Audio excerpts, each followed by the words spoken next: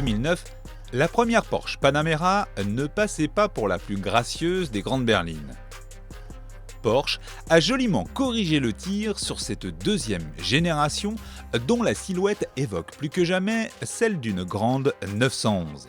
Cette ligne de toit plus fuyante n'altère en rien l'habitabilité arrière.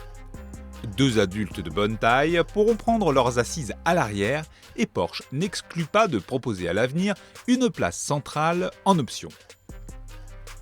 Le coffre cube 495 litres et se montre particulièrement accueillant grâce à son haillon et ses formes régulières. Aux places avant, on retrouve le thème épuré de la première Panamera, mise au goût du jour avec une profusion d'écrans et une console centrale vitrée parsemée de touches tactiles. Seul le légendaire contour central reste analogique. Configurable à souhait, l'ensemble se révèle fluide et intuitif, mais gare aux traces de doigts. Les passagers arrière ont aussi accès au réglage de la climatisation et de l'autoradio via leur propre écran tactile central.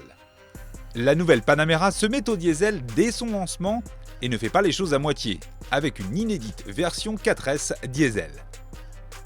Celle-ci hérite d'un titanesque V8 4 litres développant 422 chevaux et surtout 850 Nm, un couple supérieur à celui de la Panamera Turbo.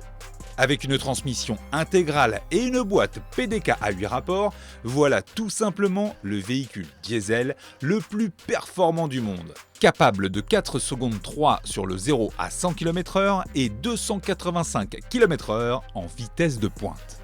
Non seulement ce V8 parvient à faire oublier qu'il se nourrit de gazole, mais son couple de locomotives est exploitable sans arrière-pensée. Avec ses roues arrière directrices, la nouvelle Panamera se montre extrêmement agile pour son gabarit, surtout si l'on passe en mode Sport Plus pour affûter les réflexes de la boîte et raffermir direction et suspension. On peut ainsi compter sur des freins indestructibles malgré un poids supérieur à 2 tonnes. Donné pour 6,8 litres pour 100 km en cycle mixte, notre Panamera 4S diesel est par ailleurs resté sous les 10 litres à l'ordinateur de bord à l'issue d'un trajet mêlant ville, route et autoroute. En contrepartie de ces prouesses dynamiques, inutile d'espérer retrouver le moelleux d'une Mercedes CLS. Même avec la nouvelle suspension pneumatique optionnelle, le filtrage des irrégularités reste un peu sec, même si notre modèle d'essai devait composer avec des jantes de 21 pouces. Mais la Porsche saura se faire pardonner au premier virage.